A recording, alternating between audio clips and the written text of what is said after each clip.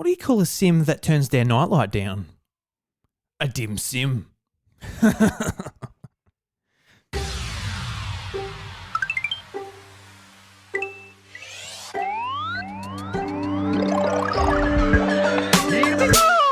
G'day everybody and welcome to the House of Mario, the South Australian Nintendo podcast that is backed by a 120 Power Star rating. I'm your host Drew Agnew and the doors to episode 223 are open. This week on the show, I'm going to be looking at our first detailed look at Pokémon Scarlet and Violet. My Mario Strikers Battle League impressions. I wish I had bloody Pokemon impressions, that'd be good. And what to expect at Summer Games Fest 2022. And to talk all about that is myself. It's another solo episode with me. And it's it's been a tough year at the House of Mario. I think 2022 has been our toughest year yet. It's just of sticking to our schedule and getting things up there. I'm sure, avid listeners of the show might have noticed that by now. We do apologise for that, but rolling on forward, there might be a few more solo episodes. Bryce and I, we were scheduled to do an episode, but his son decided to hurt his foot. So that kind of threw our recording schedule into chaos. But nevertheless, here we are. And talk about all things Nintendo. Really looking forward to it. I've got a Mother Energy drink here. You look, got a baby boy now. Energy drinks, caffeine. It's my best friend until it gives me a heart attack or something. You never know. I hope that doesn't happen. I don't want to jinx myself here on the show. But if it does happen, you know what happened. But sort of with all this sort of chaos going on with our recording schedule, Bryce and I, we actually missed our 5th year anniversary. Our 5 years of doing the House of Mario together, having the podcast up on podcast services and all that type of stuff. And I guess 5 years, man, it's a decent amount of time. It's half a decade. And while I don't really have anything to celebrate it right now, I think it's been an absolutely awesome thing for us. I've really, really loved doing the show over the 5 years. It's given me a lot of, in some ways in my life, I feel like I lack purpose as far as like work and career and things like that go. And I think this podcast has really helped with that. It's given me something like I can really put my name to and say, like, this is mine, I'm proud of it, and I really enjoy doing it. And there might be even a couple of people out there who are listening to this right now who enjoy it as well. And I gotta say, guys, I appreciate that more than I can even put into words. So thank you very much, especially if listening to a show that says a solo episode with Drew.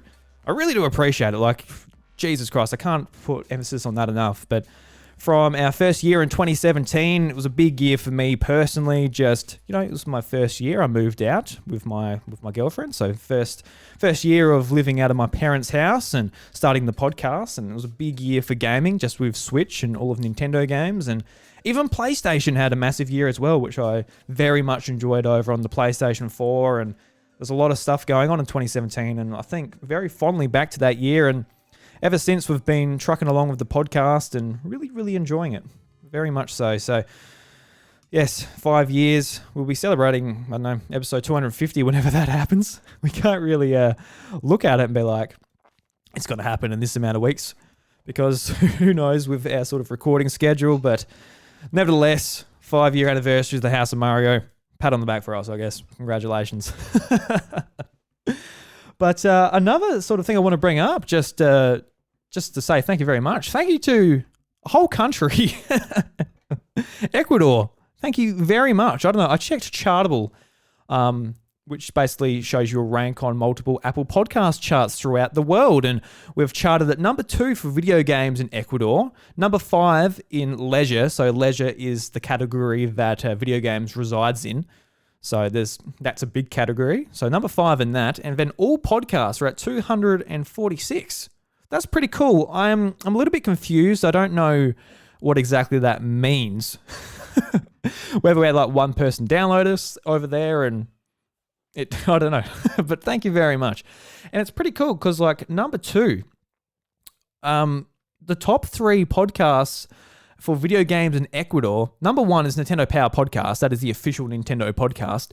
So if you want to listen to thoughts from Nintendo employees that can't say anything bad about Nintendo whatsoever, you can listen to that show. Then number 2 is the House of Mario, and number 3 is actually the Nintendo podcast, which is set up by Wood and Bob, very well-known YouTubers, especially in the Nintendo space. So that's pretty cool as well. Like those guys are brand new, but I dare say they would have crushed us 1,000% by now. But regardless, it's a cool little tidbit to put in there. So thank you very much. Of course, you can help us in your country by putting an Apple Podcast review or even a Spotify review these days. I actually don't keep track of the Spotify reviews, but I'm sure it will help us on that platform. Spotify is very important, so please go and leave us a review, 5 stars. If you want to be smart like the bloody bastard who just said we don't talk about Sonic enough and leave us a 4-star review, you can put that one in the bin. You really can. Disgusting. Chuck it out. No good. But yeah, 5 stars, that'd be fantastic. And of course, leave us what you think about the show, and it'll be good. Feedback is awesome. Yes. And a bit of housekeeping. I've got something very, very exciting for myself to announce. Basically, the House of Mario will be starting our own book club, our monthly book club, which is actually a game book club.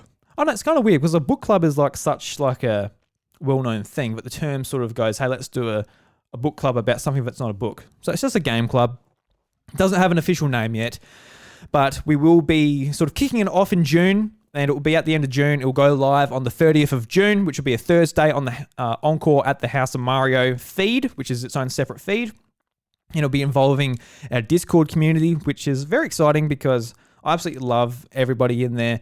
It's a very small community, but I kind of like it like that. A lot of Discords I go into, I just can't keep up with. A few big podcasts I think it was like Game Explain. I'm like, oh, cool, I'll go into Game Explain. What? I don't know anyone, just text is going everywhere. But I feel like our community, it's nice and small, tight-knit, so everyone's welcome. There's a link in the show notes below. If you would like to come into our Discord community, you're more than welcome. The doors are always open to that. And we will be recording that episode on the 29th of June, 8 a.m. Australian Central Standard Time. And I'm going to set basically the recording time the day before the episode goes live each month. And I am setting that time so people can come to the Discord. They can say, I'd like to jump on and talk about said game. And you can even put in sort of your input just with text, whether it's on Twitter or the Discord itself, and you can be in the show that way if you don't actually want to, use your voice and sit around for 40 minutes or an hour, however long it takes to talk about the game that month. So there's multiple ways to be involved. And of course, now with a baby, and I've just got to set a time. That is the time I'm doing it. And whether I'm recording by myself like I am now, or I'm joined by 1, 2, or 8 people, maybe not 8 people, that might get a little bit hectic, but I am looking forward to doing that. It's going to be a lot of fun. So end of June, House of Mario Game Club will be commencing, and the first game will be the original Kid Icarus on the Nintendo Entertainment System, which is available on your Nintendo Switch Online subscription. There's also a Nintendo 3D Classics sort of version on the 3DS, which is absolutely gorgeous. That's where I actually first played the game on 3DS when that service came out. I think that one actually, I feel like I got that for free. I feel like they gave them away for free for a little bit, a couple of those ones, including Kirby. I think Kirby and Kid Icarus, the 3D versions, were given away for free. And the 3D effect was amazing. It looked awesome, just how your characters popped out from the background, and there's even things in the middle where you can go behind them and in front of them. It looks really good, especially just making an NES game 3D. It's absolutely fantastic. But I feel like if you guys want to be a part of this and you haven't played Kid Icarus before, especially the original one, you're going to want to play it on Nintendo Switch Online with those save states. The rewind feature is a must. This is a hard game, so definitely utilize those. And there is a special version on the Nintendo Switch Online too, which actually starts you on the lead up to the very final boss with all the upgrades, and you beat the final boss, and then you can actually do a new game plus where you got all the upgrades, and you can progress the game through there if you want to make it a little bit easier. You got a lot more health, your weapons are upgraded, you got all the items, it's a lot easier than starting off with basically no health. So yes. So yep, House of Mario Book Club, Game Club, whatever you want to call it. We're coming up with a name. I'm sort of thinking, I want to call it something to do with Rosalina's observatory in Mario Galaxy, the library, that's a part of the House of Mario where we go. We go to the library, but I don't really know. So if you guys got any ideas of what to call this game club, with a House of Mario spin on it, whether it's just like a room of a house or something. I've been sort of looking around, but I'm not going to sort of put off the club just to come up with a name. So yes, check that out. House of Mario Encore, or Encore at the House of Mario. Yeah, that'd be good. And it's just another plug for the House of Mario Encore as well. Go and check it out on podcast services. That's where we do a lot more sort of solo stuff. That's where we have guests on and also review discussions and whatnot. A lot of these episodes do come to this feed that you're listening to on now, the original House of Mario podcast feed. But especially when it comes to guests, I want to just highlight guests as much as possible. But that is where we're going to be a lot more creative with the topics and sort of formatting and all that. I want this feed just to be very much, you know what you're getting. You're getting game impressions, you're getting news, you're getting very much current, up-to-date stuff. Whereas on that, we can just sort of do what we like and not fill up your feed too much if you choose not to subscribe to it. But I definitely would appreciate it if you did. Yeah. Okay, and next, we got the Guru Geek Out. And Guru Geek Out, it's inspired by my late friend Bobby Paul's Nintendo Guru, absolute legend. And I want to give a shout out to two very special people. Andros, who hosts Nintendo Powers. They recently celebrated their 2nd year anniversary. And I've been doing a bit of housework this morning, and I've been listening to their 92nd episode. And they're very creative with sort of how they do things over there. They decided to celebrate. They decided to paint each other while podcasting. And at first I'm like, oh, well, if I'm listening to this audio, how does that work? I can't see a painting, but it worked out well. And just like with all the questions and stuff they were answering, just a great show, Nintendo Powers. And I think I've listened to Andros on a couple of other shows where the Gamercast from Sean Capri included, and I feel like I can just really relate to Andros. You know, he hosts this show and he's just got a driving passion. He feels like I do, you know. He wants it, like in his dream of dreams, he wants that show to be what he does. He defines himself by being a Nintendo podcaster. He wants to wake up every morning, make content, and be able to do that to support his family. And I feel the same way. I would absolutely love to do that. I think that'd be amazing. And, you know, I think we're all sort of taking steps to potentially get there. And even if we don't, we're going to have fun along the way. But I can really relate to Andros, and big congratulations on 2 years of doing the show. It's definitely a commitment doing a podcast. It's not easy. And I think in the last 6 months of at the House of Mario, this has been some of our toughest times we've ever sort of faced doing the podcast. So to Andros, and I forgot your co-host name off the top of my head. I've just been listening to the show. Jeez, I'm a bad man. But look, Andros, you're going to come into some harder times. You're going to come into some easier times. But it's so satisfying doing this. And everybody, go and check out Nintendo Powers. Great show. Definitely deserve your time and attention. Awesome stuff. And next up, as far as my Geek Out goes, I've been watching Obi-Wan Kenobi on Disney Plus, and I've been on a huge Star Wars kick lately, and this has been a really cool show. Some nights when I can't sleep, I typed in Darth Vader, and finding all the I guess stories from the comics and the novels, and like all the backstory to Darth Vader. And Darth Vader was already like one of my favorite characters, full stop, in non-fiction. Oh, in fiction. Non-fiction. Holy shit, I hope he's not real. But he's just such a fascinating character. And while I wouldn't like him if he was... if I lived with him, he wouldn't be a very good housemate, let's say, in the House of Mario. But just everything to do with him. And just the fact that this is like Darth Vader in his prime. And episode 3, no spoilers, but Darth Vader does make an appearance in episode 3. And it's, oh my God, it's so cool. I just want a Darth Vader show. Like, Obi-Wan, he's great. But I just want a Darth Vader show. Like, whenever he pops up in the Star Wars movies, I'm like, yes. Like, Rogue One, good movie, watching it. Spoilers for that movie, by the way, if you haven't watched Rogue One. It's a few years old now, if you don't care about it. But there's a scene in that at the very end where Darth Vader he rocks up. And he just goes to town on these poor rebel soldiers that are trying to get information about the Death Star, which they eventually utilize in episode 4 where they blow up the Death Star. And it is amazing. He just like, his lightsaber goes and he just goes to town trying to get this information back. And he fails, but it's so cool. And I really hope going forward that we will be seeing more of these Darth Vader scenes from Obi-Wan Kenobi. Really enjoying it, watching it weekly. Big shout out to Sam Hay, because I thought this show was coming out on the Friday. The first 2 episodes, they came out Friday on Disney+. I'm like, oh, well, I can't wait till next Friday, episode 3. And there I am waiting for the Pokemon trailer to drop, and Sam Hay's like, hey, look, episode 3's out. I'm like, you've got to be kidding me. And I was just about to have a shower at the time. I was considering just not having a shower, but I had to. I stank.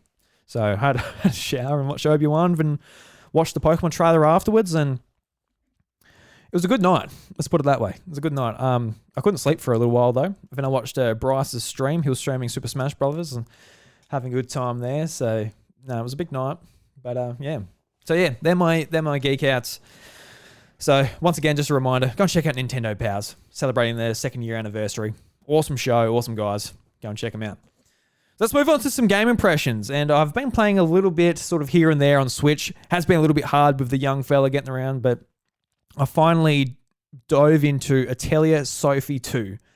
And this is a JRPG I've had my eyes on since the start of the year, but these JRPGs are pretty niche, so they come out, they're pretty expensive. Like, the game by itself is $90. They got like a special edition for $110. And then they got like a deluxe that has a heap of DLC, including costumes and a couple of story missions and just stuff like that. And that's $172. I'm like, Jesus Christ. So, Koei Tecmo, they're making some bank on this game. Well, at least from every single person that buys it. So I had it on the back burner. I'm like, I'll wait till it's on sale. And the Atelier series, which is a JRPG series, which basically is a really nice anime, vibrant art style, very cute, whimsical characters, a lot of like female characters, and I think it gets a bit of a bad rap being one of like it's definitely a weeb game, but I think it's a bit of a bad rap because like there's a lot of like DLC costumes that are fan service, putting your characters in bikinis and all of that. I want none of that. I don't know how old these characters are. I'm going to assume they're 20. I hope. I got no idea. They're old enough anyway. They're old enough not to feel bad if you want to put them in bikinis. I don't know. It's up to you. But yes, I had this game in my wish list for a long time, and I thought it would go on sale because the Atelier series it's celebrating its 25th year anniversary in May. So I'm like, well, they'll probably have a sale in May, and they didn't really, but the game did go on sale. So I'm like, oh, well, that'll do. So I finally got it for 25% off, and I've dived into it, and just the sort of glow up this game got from the first Atelier Sophie. So Atelier Sophie came out on PlayStation 4 and probably PC or something in 2015. And it got ported to the Switch recently, and I got that game on sale in a pack with a couple of other games from the series. And I wanted to play that game first because I knew there was so many quality of life features put into the sequel that going back to the first game was going to be near impossible. But I was about say 6 or 7 hours into Atelier Sophie, and I couldn't get into it. Just the progression was really hard because the game basically is all about crafting and then using those items to defeat enemies in turn-based combat. So it's not all about leveling up per se, but it is about having the right tools and equipment for the job. And then all of those tools and equipment, there's different gradings, different elements you can put into them. It's a very in-depth sort of alchemy-based crafting system, which typically I'm not a big crafting guy as far as my games go. I think, a lot of games as far as Nintendo goes, you've got Animal Crossing, Pokemon utilized it in Pokemon Legends Arceus, and a lot of that stuff is pretty basic, But this is very much like getting the elements, fitting them onto a board in a Tetris-like sort of style, lining things up to get the most out of all of your ingredients, and then bringing those items into battle. But sometimes you're like, all right, I need this one piece of... I need this one item to bring into my... atelier, so then I can make an item. But where is it? There's so many locations and you just can't see where you're going. You got to talk to certain characters, and it's in a very, very dead feeling blank town, which just feels lifeless. And you just got to go around talking to people. Oh, look, you're the right person after an hour of looking around just in some random corner of the town that you don't actually utilize that much. So I kind of fell off of it. I'm like, oh, I can't do this. And especially with looking at what the sequel offered, I was like, I just want to play the sequel. So it finally went on sale, picked it up on Switch. I actually did get it on PC too, but I find it very hard to get into this room. I'd rather just, especially with a JRPG, it's going to take me hours. So, and I don't get too much benefit out of a PC version of this game anyway. It's not like the most graphically intensive game. Looks very nice on Switch. So finally getting into it. This game is so much better than the original game. It's so much better. Just everything's labeled, and the music, the art style, the graphics, everything is absolutely fantastic. I think this game is probably going to be in my Game of the Year contenders. And I thought it might be when it came out at the start of the year. And I've just sort of been waiting on it, pick it up at a bit better price, all of that. But just with how the game works and how you're able to see where things are. So you're in the overworld. You're able to automatically just sort of fast travel to wherever you want to go. There's multiple areas where you've got to talk to people in town, or you've got to go out in the field and defeat enemies to get items. Or even just like, say, in Pokemon, where in the Pokemon Sword and Shield, you're out in the open world, and you're picking up items off the ground. You're doing a lot of that in Atelier as well. You're going up to bushes, you're harvesting like the grass from it. You might go up to an enemy, defeat them, get some of their items that they drop when you defeat them. And when you bring them back to your Atelier, and it's all very well labeled out, so you know exactly where you need to go for your items. And there's lots of sort of stuff in play as well in the background where you're doing certain side quests. Everything's labeled where where you have to go to do a side quest. And there's sort of no getting lost in this, which is something I felt was sort of really holding me back in the original game, where I just don't know where to go. I don't know where this item is. I don't know where this enemy is. And sure, I could sit there and I'll figure it out. But I've got so many games, and even that game in itself is a very long game. So I really don't want to draw it out just by wasting time. So that's something that I'm very happy in this game that isn't there. So the quality of life is absolutely fantastic, and the story is gripping me a lot more as well. In the first game, there wasn't much story. There was very much just, hey, look, let's make items, let's go out and get the items. And then I think a lot of the story was back-ended at the end of the game, from what I can gather from hearing others discuss it. But this game, there's a story going on as you're going along, and you sort of, at the start of the game, Sophie and Plakta, her friend, have been sucked into this sort of dream world. And it's really interesting how they're able to use that as a story beat and bring in characters from the past and sort of play with that. So they can sort of do whatever they want with the story. Like, for example, in the first game, Sophie, she's looking up to her grandmother who was like a really good, alchemist. And you never meet her, but in this one, you meet her like at the same age Sophie is, which is a really interesting concept. And just going through the story and seeing what happens is something I didn't expect, especially after the first game where the story was kind of non-existent. So if you're into JRPGs and you like the look of this game, definitely go and check it out. It's absolutely fantastic. I'm going to be playing it for a lot longer, and I feel a little bit guilty with this game as well. I know that Xenoblade Chronicles 3 is coming out, and I started Definitive Edition. I know I probably should at least try and touch the second game before the end of July when Xenoblade Chronicles 3 comes out, but I don't know. This series kind of appeals to me more than Xenoblade does, and I feel bad about that. Just because I guess, it's a Nintendo game and it's more important to the audience that listens to this, but it is what it is. I like what I like.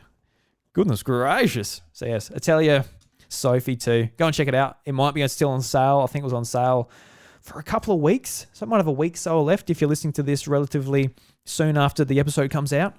So yeah, Atelier Sophie 2. I'm going to be playing it for a lot longer. Might have like little impressions here and there as far as the weeks prior to this come out. But yeah.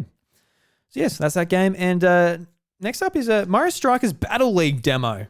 And I actually didn't realize that this, I guess, first kick was going to have like a playable offline sort of bit, which is pretty cool. It's basically a tutorial where you learn all the mechanics in the game, which is really cool. I didn't expect that to be in there, but at first you're sort of just learning how to pass, how to move. I'm like, okay, like, oh, I've played a game before, and I've played Mario Strikers and Mario Strikers Charged before. I know what's going on, but what's pretty cool about this game is that everything is very, very based on your timing and like different gauges, different things that are going on. Even like, just like the small things. I think in the very first game on GameCube, you pass the ball around, and when you're passing the ball around, the ball's charging up. So when you actually do like a shot, the more you charge up the ball, the better it is. It's been a long time since I played that game, and that game was extremely fast. And that was one of the sort of, I guess, what made that game really sort of stand out. Not just because it's a Mario soccer game, but because, holy crap, you're watching someone play. Like, what is going on? It's a bit like Smash Brothers Melee. I guess everything was fast on GameCube. And Nintendo's like, slow it the fuck down when it comes to Wii and Wii U. It's kind of like foosball when the balls are... You don't know what's going on. Everyone's just like smacking all the men around. But Mario Strikers Charge, it slowed down a bit, introduced a few more mechanics, a bit more team play. Obviously, there's like the goalie motion controls where you got to try and block the ball for the charge shots. Which was some of the coolest animations in that game. But now we're sort of missing a lot of that, which is kind of cool. And playing it, I was a little bit yeah. I was worried about this game. And the main reason was just like the Camelot sort of sports games on Switch, and even maybe the last even years prior to that. They're not up to scratch. They're not up to scratch for $80. They're not up to scratch for the Mario name, and they're not up to scratch just for general sports fans, I feel. Mario Tennis, I don't know. I feel like mechanically it was okay, but everything around it, from the story mode and how they sort of handled just like updated content, it wasn't up to scratch. And Mario Golf especially, I feel like that was a real letdown. Same thing again. It was fun to play, but at launch, the content wasn't there, and by the time they got around to getting it all there, I was gone. And the fact that they didn't have like tournament modes in a golf game where you can just jump into it and do some golf, get your scores, see that someone's done that course better than you, go, all right, I'm jumping back into it, I'm going to beat you, goddammit. The fact that that wasn't there really killed the game for me, and I know a lot of other people in the Nintendo community were sort of let down by that as well. So it's an outright shame. But Next Level Games, this is their first game they're going to be releasing since they've been acquired by Nintendo. Nintendo's first Canadian studio. So there's a lot riding on this game. I feel like it's going to be a big one, and it's definitely the game that I've been asking for a long time. So really, really excited for it. But playing it really kind of put me at ease, at least mechanically. I feel like by looking at what else is sort of circulating around this game, it's going to be relatively bare bones. But we obviously won't know that until the full release.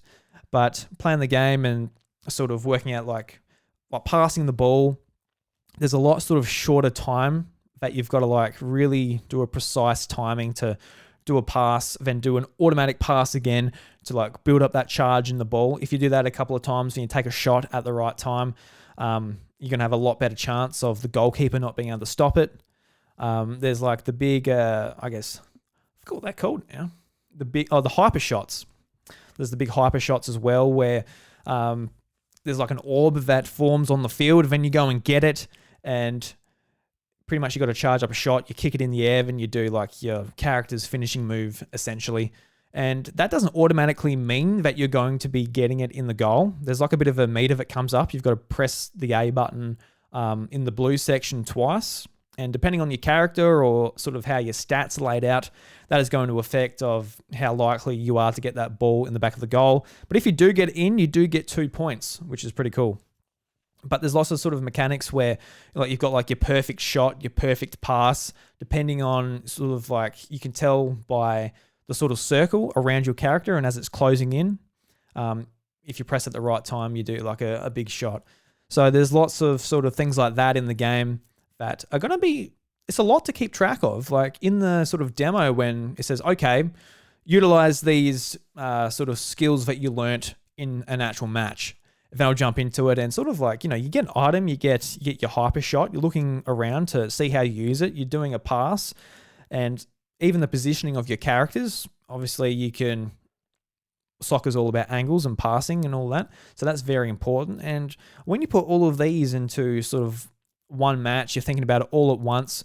It's a lot to think about. I think there's going to be a big sort of a big ceiling for skill in this game. It's going to be a lot of fun. And what I do hope is that it is not going to die out like Nintendo Switch Sports did.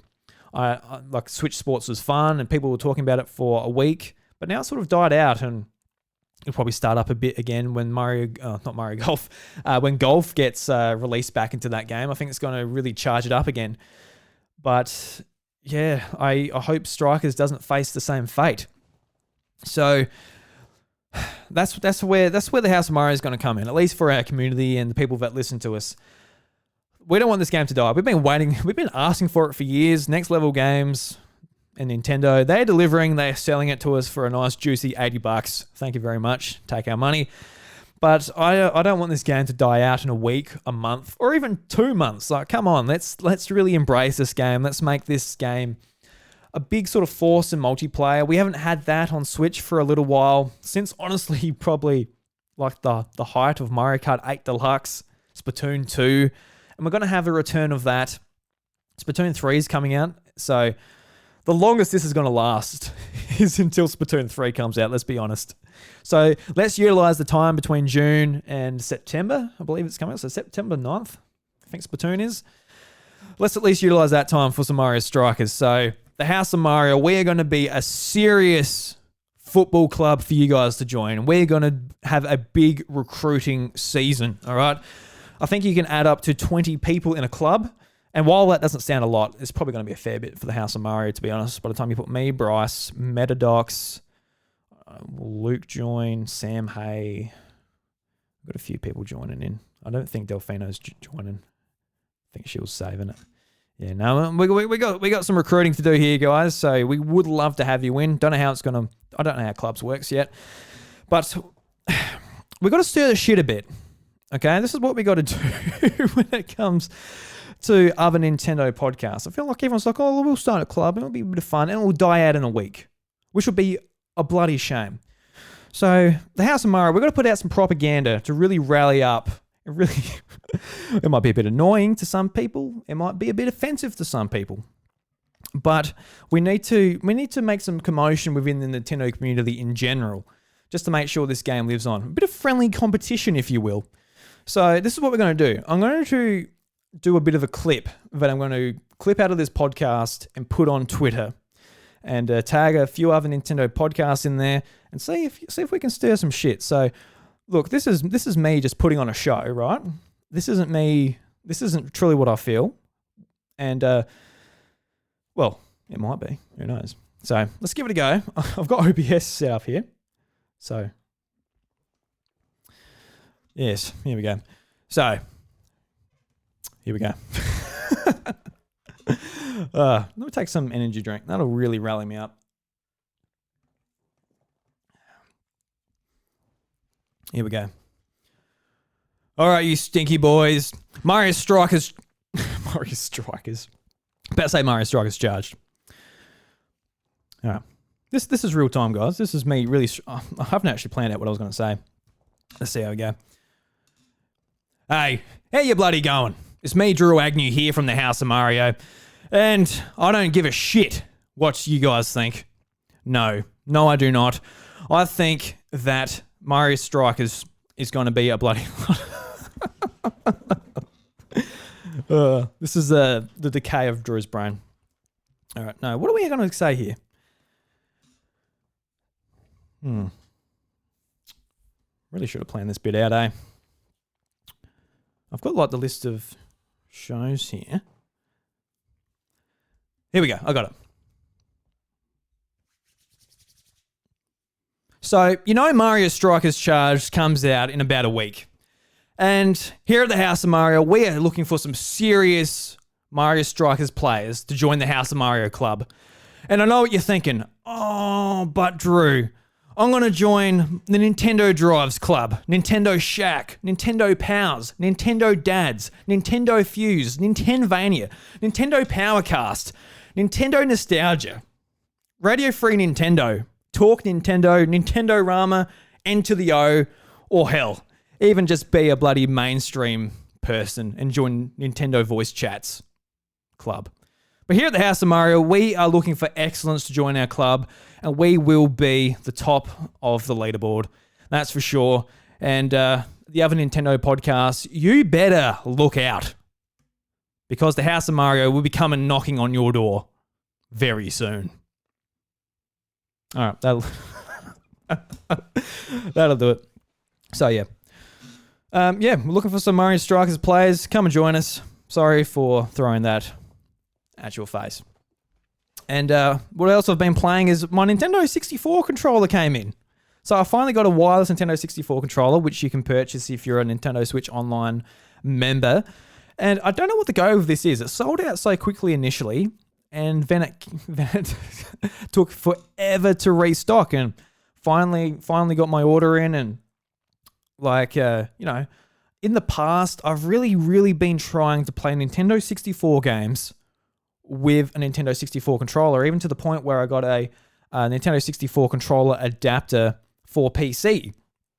And that didn't work out very well, because the Nintendo 64 controllers I've got, the analog stick is just destroyed.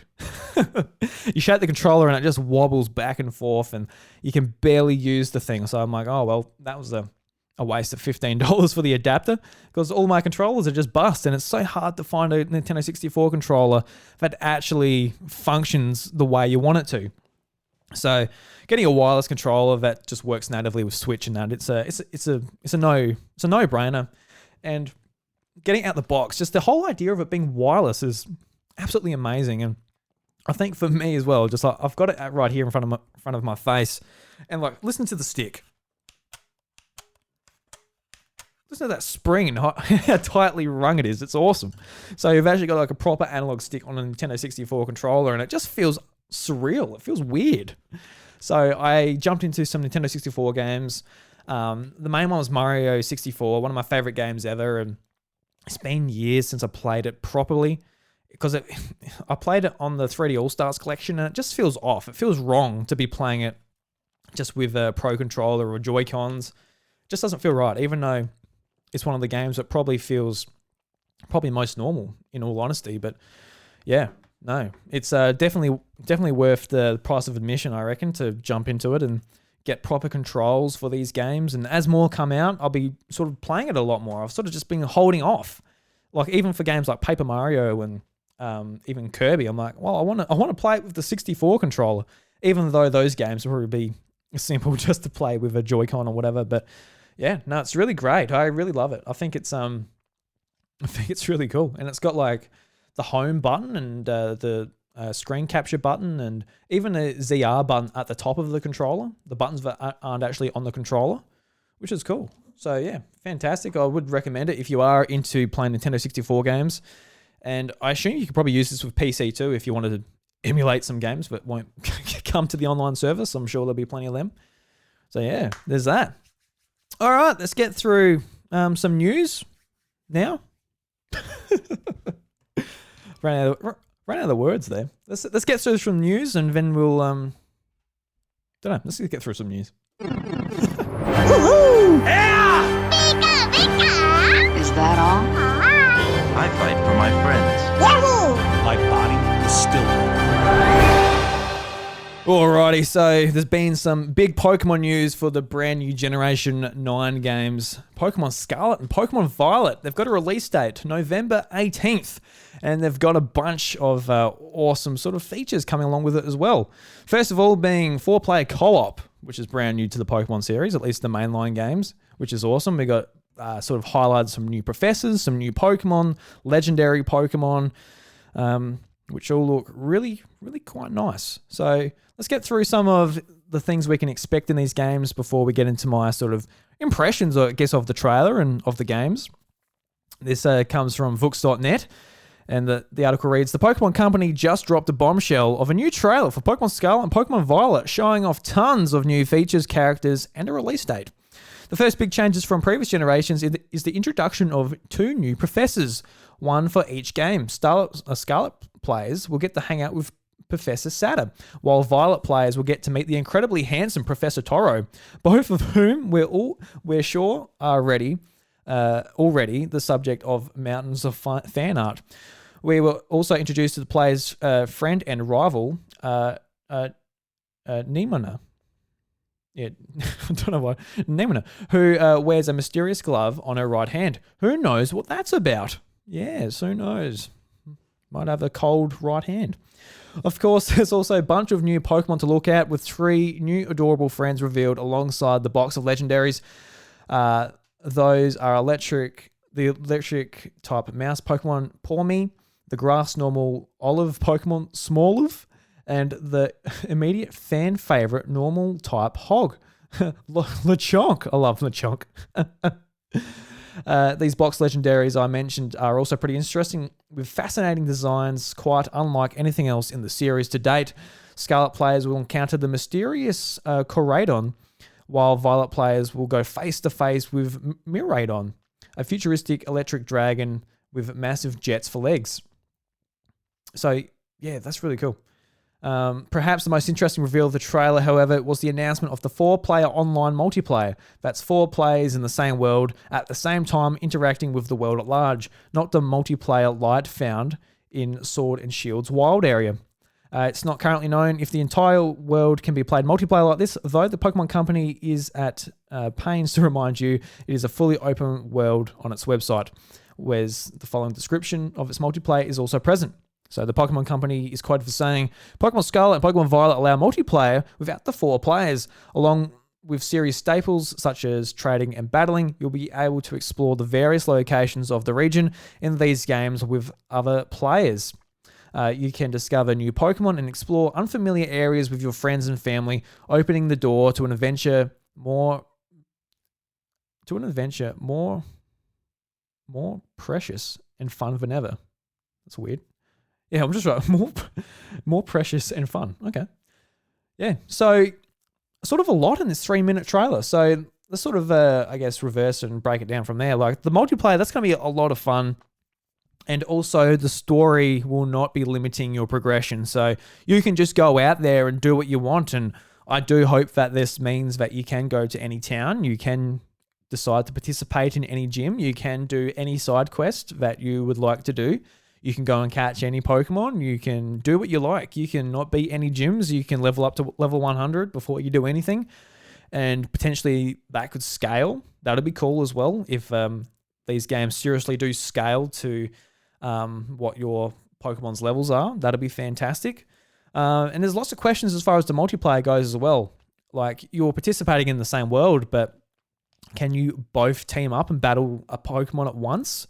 Like, what can you actually do with one another apart from see each other? And if a big rare Pokemon comes up, say a shiny Pokemon pops up, do you both have an opportunity to catch it? Or is one catch it and that's it? That's done.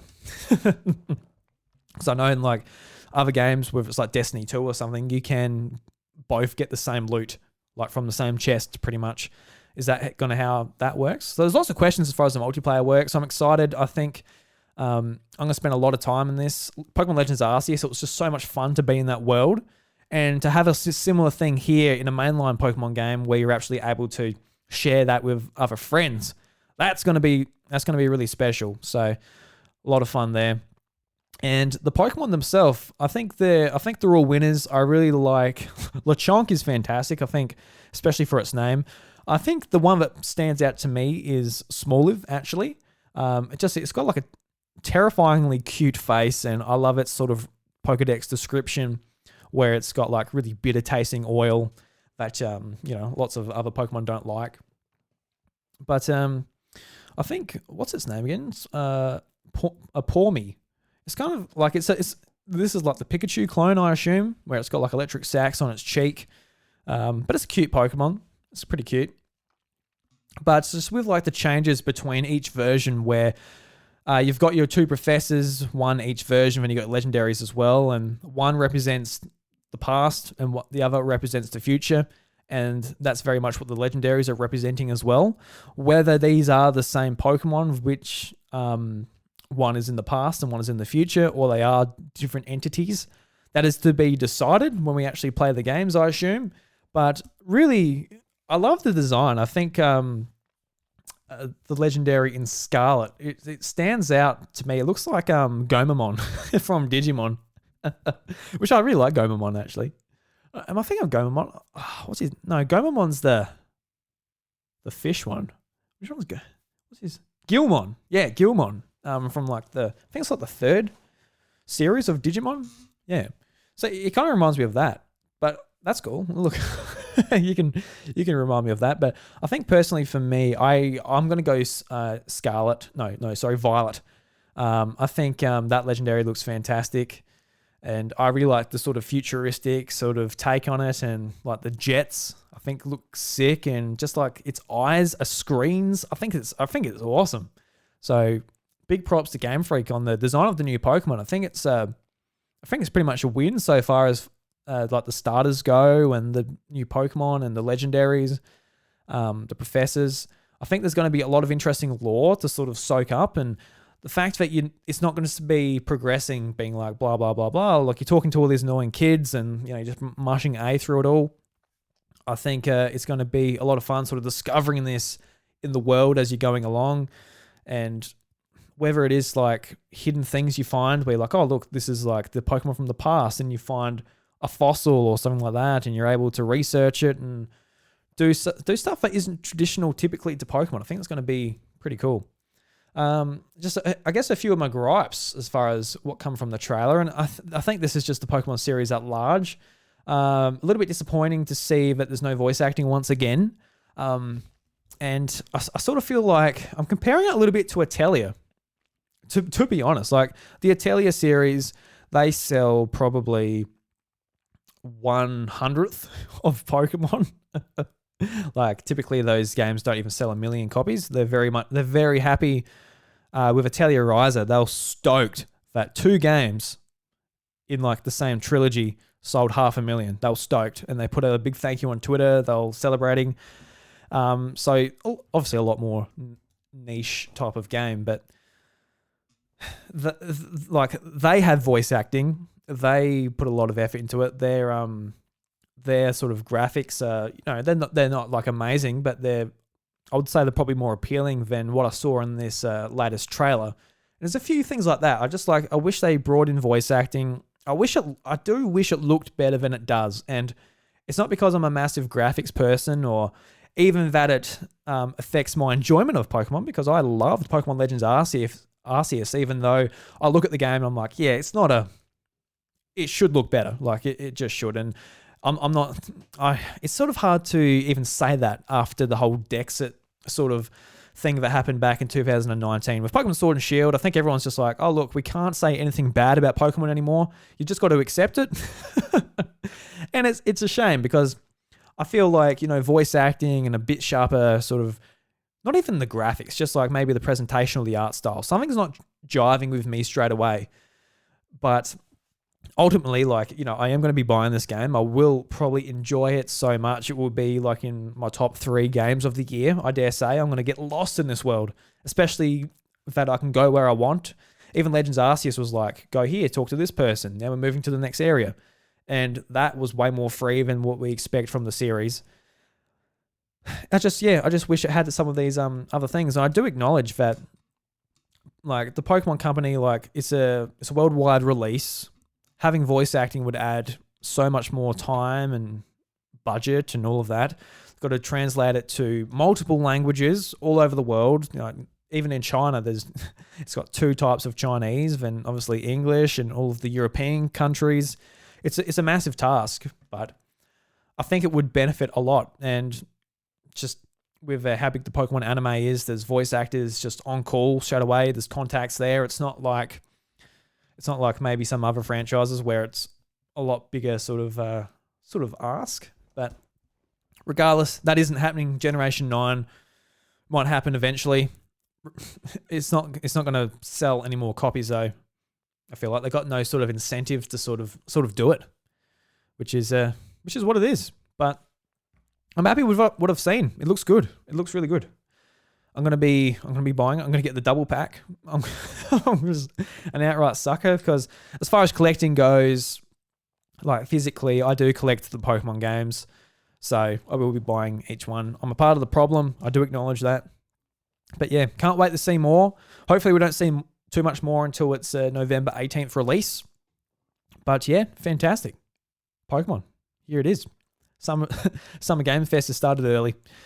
And also, like, Toby Fox, he did a bit of the music in Pokemon Sword and Shield. He did the Battle Tower theme, which was awesome in that game. It just went off. And Toby Fox, he put out on Twitter that he actually composed some of the music in this trailer as well, which we can hear as a part of the trailer.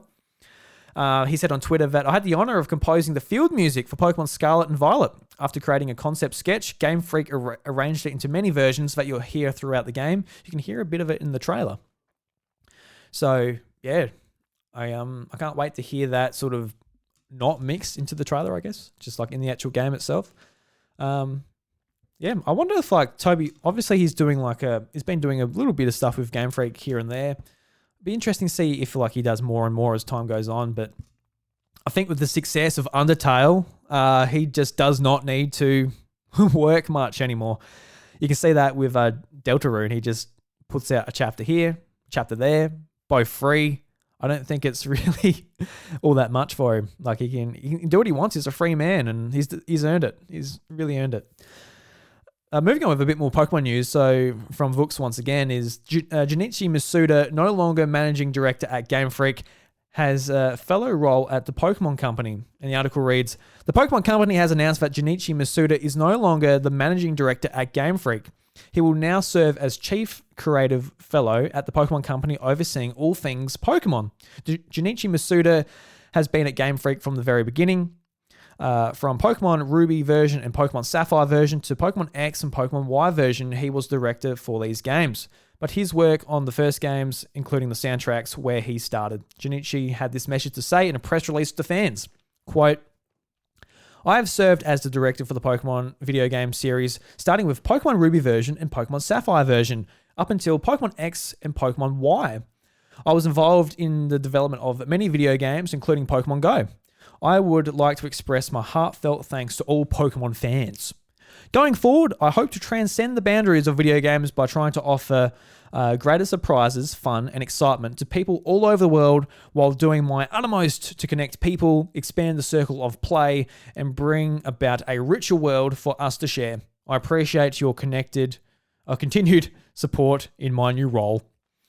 So this is pretty cool. So we've seen this sort of happen within Nintendo before with Shigeru Miyamoto, who moved into a similar position at Nintendo, whereas these people that have had great impact on the company and they get sort of moved out of the trenches into like a more sort of, I'm not going to say, it's not a more casual role, that's the word that came to my head, but it's not a more casual role, it's sort of like a more overarching sort of role where not just the games, but you can really sort of point to like bits of the overall franchises.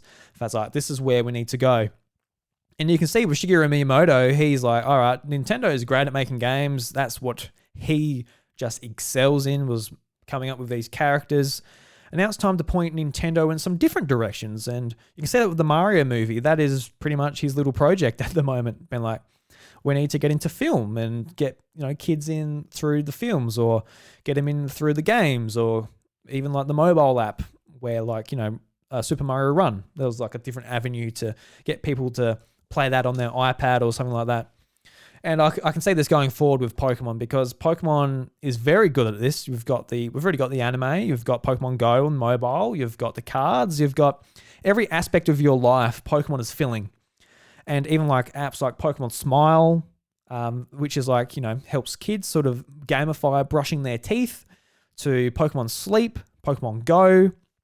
We got a lot of these apps that, every aspect of your life, Pokemon's sort of filling. And when you really think about it, that kind of scares me. I've got to be honest. The idea of, kids being like, oh, look, I don't want to brush my teeth unless I'm doing it to catch Pokemon. and then they go out and play Pokemon, then they pick up their Switch and play Pokemon, and then they have Pokemon Unite on their phone. And, it gets a little bit much. I could see myself as a kid just being inundated. Whereas when I was young, I was watching the anime, I was playing Pokemon on my Game Boy, and that was kind of it. Obviously the cards and stuff too, but now it's just like you can't escape it, which there's worse things to not escape, I guess. But big congratulations to Junichi Masuda. I think he's earned the role. Like Pokemon Ruby and Sapphire was where I started with the series. So ever since I've been playing Pokemon, he has had a massive role. And as a composer, he started off in GameFreak as a composer for the Pokemon franchise. And say what you want about the games over the years, the music has always been spot on, fantastic, amazing.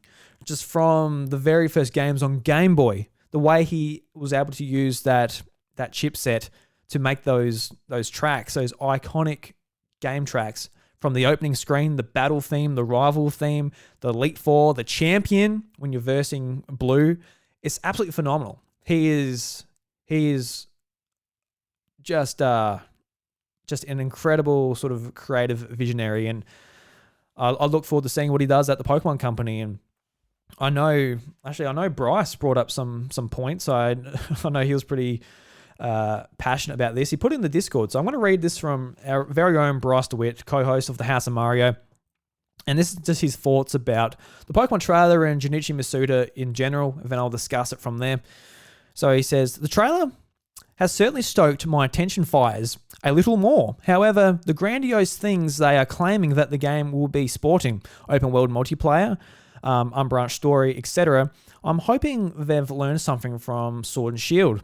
Speaking of, Junichi's departure will hopefully play a role in moving forward. While I think he's definitely directed some banger games, it's taken a notable quality and consistency dip since 3D began. It's as if he didn't learn anything from X and Y and continued to keep 2D trends of budget and staffing the norm when he became managing director on the series from there on. The crunch on staff, the quality, consistent dip in games, his refusal to see the true issues or solution to the problem are becoming very Miyamoto-ish, and that's an issue. We see what games these teams can make when they are given more control and creative freedom, and Masuda seems to be a roadblock in that area.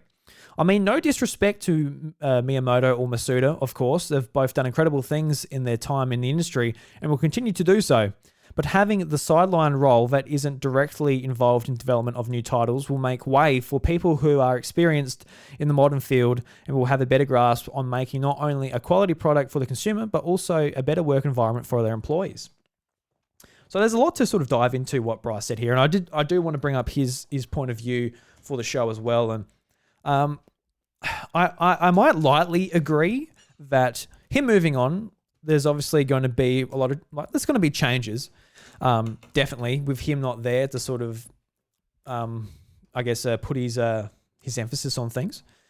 But since X and Y, like Pokemon X and Y was the last game he was making all the creative sort of director sort of choices on, and after that, sort of more people arose. Like Amori, he was the director of Pokemon Sword and Shield, whereas Junichi was, I guess, the managing director. So he was still there. He was next to him, basically in what I see as like a mentor sort of role, being like, hey, like with him, with the other one being like his first sort of directing role, he was able to sort of point him where to go, how to handle the role, and what to do. And as sort of time went on, he had less part of like less important roles, to the point now where he's fully removed from GameFreak and working at the Pokemon Company. And they're all connected in some ways. I believe GameFreak own about like a third of the Pokemon Company as far as their stocks go. So there is a bit there. So I don't expect that we will see like, you know, big changes in the next Pokemon game. It's not like, I don't feel like, you know, Junichi's gone. So like, all right, let's let's spend a lot more money. Let's get voice acting. Let's, spend a bit more time on graphics or whatever have you want to be involved in the game. But over time, I'm sure that will happen when you get new people coming in, new ideas. I feel like the culture will change just organically. That's just how work environments work.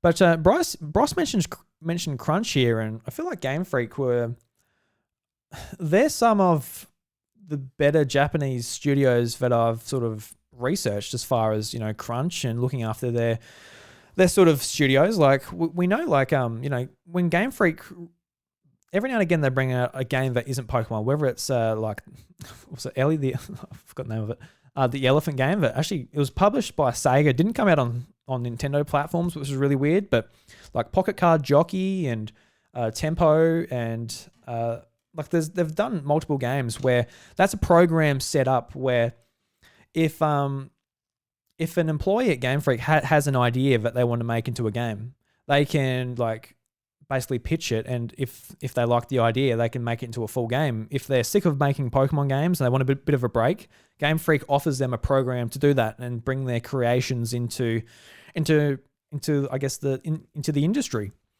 And also we looked up a bit before where GameFreak sort of implemented a 4-day work week, which is kind of unheard of for a Japanese studio. We all sort of know, like, I guess like the stereotypical sort of Japanese work life where it's like 6 days a week, barely see any family and all that. I don't know if that's true these days. I'm sure it is somewhere, much like it probably is in some places of Australia and the UK and America. But I feel like GameFreak in that respect are pretty good.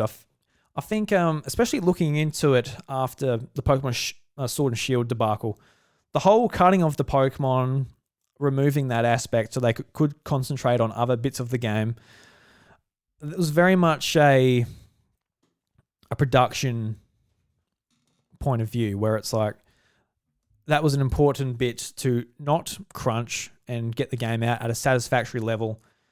And I feel like Junichi and the team actually do a really good job. They've got these programs in place where they can offer staff to do something that isn't Pokemon, not be on the yearly cycle of pumping these games out.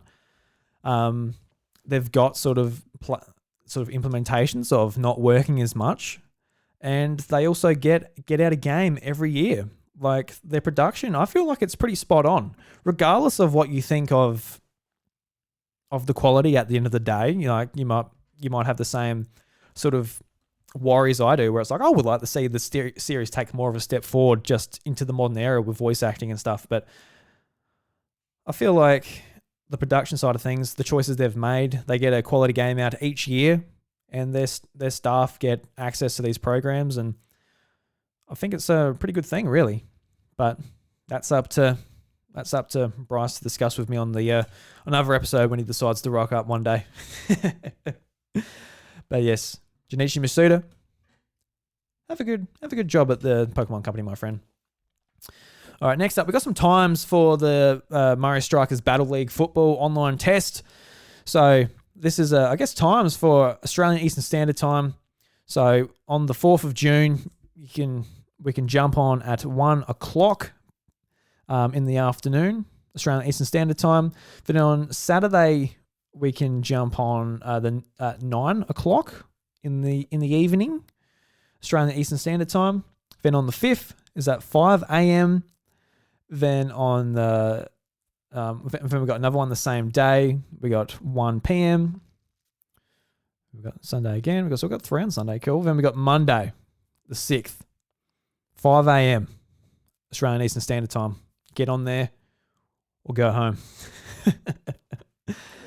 All right, so moving on again. This is from My Nintendo News. Square Enix says their 2D HD solution costs more than people think. And this is from an interview with 4Gamer. And at the very end, they ask, one thing we've wondered is why no other developers have tried anything like HD 2D. As indie games thrive, the number of games using pixel art has increased, and I would have thought that the technique could be applicable to those games. And the developers respond, it's probably worth noting that it costs more than you would think. in that respect, it's a good match for the titles we want out of Square Enix. There might not be much to gain for other companies copying it. And just like hearing bits and bobs from developers and, the cost of games to be made, it's actually pretty surprising that pixel art actually costs a fair bit of money. And a lot of that's because of just the sort of the assets. Just there's not as many people doing pixel art these days, so it's a lot more sort of a specialized skill. Whereas I think a lot of developers are used to working in Unreal Engine and Unity and stuff like that, using 3D assets. And especially with the Square Enix titles, it's not like they are 2D; they are actually 3D, built in. I think was it Unity? Not sure. This is off the top of my head. It could be wrong, right or wrong. But it's built in the 3D engine. It's a 3D game, and it is utilizing sprites. And there's so much detail and all of that in this art style. I guess it's not super cheap, and they're not making them because they are cheap. They're making them because they believe that is to create a vision of what they want to put out there. So I'll always be supporting these games from Square Enix. I think it is absolutely stunning. I want to see every single Pokemon game, Zelda game, utilize this art style. It is phenomenal. And just seeing like Dragon Quest and Live Alive coming back, I'm going to be buying every single one, making sure Square Enix knows that at least I like them anyway. Have I finished Octopath Traveler or have I finished Triangle Strategy? No, but I'll buy them. Next up is YouTube copyright claims from Nintendo once again. I guess a few months ago, we were talking about Nintendo cracking down on people uploading their soundtracks to YouTube. And that's happened once again. There's a Twitter user called Deoxys Prime who say, effective immediately, I'll be removing all Nintendo music from my channels with 500 plus claims and a dozen soundtracks blocked over the last week. It's pretty clear that they don't want their music on YouTube. I'm sorry to everyone who enjoys their music, but I don't have much of a choice. So all Nintendo music has been taken off of their channel, and it's a little bit ironic because also being reported is the official Pokemon Diamond and Pearl sound library, which was its own website they launched about when Pokemon Brilliant Diamond and Shining Pearl came out, with all of the soundtracks and sound effects coming from the original Diamond and Pearl games released in 2007. It's been taken down. And it's really weird that they made their own website for this in the first place. And I think this is just a good place to talk about. Like, I understand why Nintendo's taking this down. Just having some random YouTube channel with all of your music up there. It's fair enough. It's their music. They can take it down. If I had a soundtrack, I'd be like, that's a bit weird. I want to put up my own soundtrack. I want to make the money from my own soundtracks. But that's where it frustrates me. They don't have it available. And now that I'm not in high school anymore and I don't download and torrent all of my music, I don't have access to this anymore because I had all the soundtracks from like Mario Galaxy and Super Smash Bros. Brawl and like Twilight Princess and all of these games on my iPod. I'd go and get the rips from torrent sites and have it all labeled out. And like while I was studying, for example, I'll be listening to like mellow Mario Galaxy music. And sort of like these days, I don't like download music on my computer and upload it to my phone like I did in 2007. And it's all on Spotify and Apple Music. And we just don't have access to it. A lot of people just got to go on YouTube and get a playlist and go Mario Galaxy and just play through the soundtrack. And that's our only access to it. And I just do not understand why these soundtracks can't be made accessible to us in any sort of way. And I think streaming services really sort of put it out there. Like, people want to listen to it, and they'll listen to it the most easiest way that they can possibly do it. And I feel like Steam proved this as well, where people will go and pirate PC games, but with Steam, it's a lot easier just to pay for it and download it that way. Same with music. So if they just put up a few soundtracks on Apple Music and Spotify, Google Music, YouTube Music, whatever, a lot of people will just do it that way, and Nintendo it'll be nice passive income for them as well. Just sit back and let those tracks just generate some revenue. I don't know why they don't do that. And it's even more frustrating with the Pokemon Company because they set up this website, which is up for, it must have been like 8 months or something, I assume. And that's being pulled down. Like, no one cared about it. I'm not going to a website and downloading this music and whatever. But the Pokemon Company, they actually have released their like music collections for each game. They've got like Pokemon Fire Red Leaf Green, Gold and Silver, and like the generation, like they've got all the generations up to, I think X and Y. Might even be up to Sword and Shield. Like you can go and buy them on iTunes, but they are not on Apple Music or Spotify. And I don't really understand why that is, but at least there's that option. Like $20 an album. Like it's not cheap, but at least there's the option. But Nintendo, you don't have the option to be like, all right, I'll give you $20 for the soundtrack. You don't even have that. So I think they really need to figure out what they're doing there. Otherwise, people are just going to be uploading this soundtrack. They're going to be ripping it from games. They're going to be torrenting it. They may as well just make the money for it, because I think Square Enix have been really good about putting up their soundtracks for the Final Fantasy games.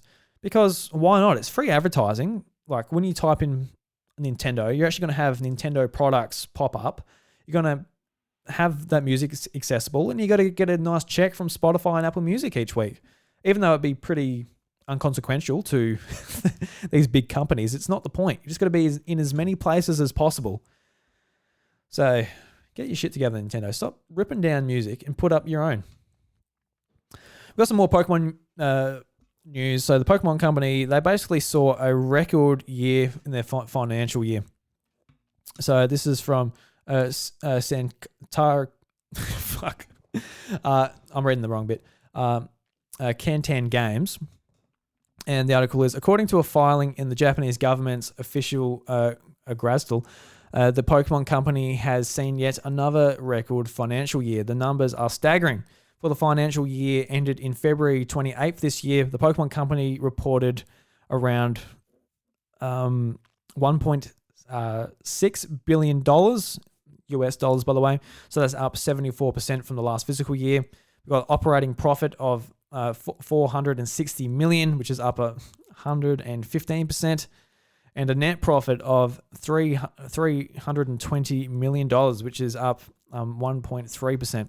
Overall, this was the Pokemon Company's 24th physical. The Pokemon Company is private, which means that disclosure requirements are limited. However, in Japan, some companies of that kind see their numbers disclosed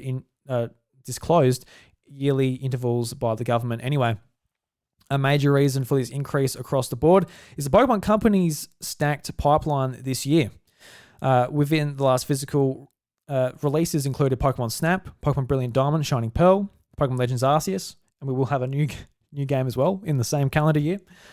Details of the Pokemon Company's ownership structures are scarce, but Nintendo regularly discloses 32% of voting rights. The other two owners are Creatures Inc. and GameFreak Incorporated. So, yeah, good on Pokemon, I guess. I feel this is another reason why we won't be getting maybe some of like the big changes we want to see in Pokemon games, but regardless, good on them. Good on them. Made some money. Next up, we got some information about Summer Game Fest and the publishers that will be attending this. I just want to bring this up. I got to be honest, over the last couple of years, well, I guess E3 was around last year, but I don't know. It kind of was, it kind of wasn't. Summer Game Fest with Jeff Keighley, it is pretty much replacing what we had with E3. No physical location for journalists and all of that to congregate and play the latest games and report back to us. But publishers are pretty much making their own Nintendo Direct-like presentations, presenting their games to us within the month of, I guess, the season of summer in America, which I got to say, in the Southern Hemisphere, it's really annoying that it's called Summer Game Fest. It just reminds me of the fact that it's not super cold everywhere in the world at the moment. But there's a lot of sort of publishers that are attending this sort of event, I guess. And by the looks of it, as far as what's being presented to us, is Nintendo is not a part of it. And we saw this morning, actually, at the time of recording this, and PlayStation had their State of Play, which was actually really good. We saw Street Fighter 6, which looks awesome. We saw Final Fantasy 16, which looks really good. Saw a bunch of PlayStation VR titles. I'm actually really looking forward to potentially picking up a PlayStation VR 2. I was hoping we were going to get a release date for that and maybe a confirmation that it will work with PC, but we didn't. So Not too sure yet. But some of the partners that are sort of announced with Summer Games Fest is 2K, Activision, Atlas, Bandai Namco, Bloober Team, Capcom, Coffee Team, Deep Silver, Devolver, EA, Epic Games, Focus Interactive, Frost Giant, Humble Games, Level Infinite, Netflix, PlayStation, Raw Fury, even Samsung Gaming Hub. Everyone gives a shit about the Samsung Gaming Hub.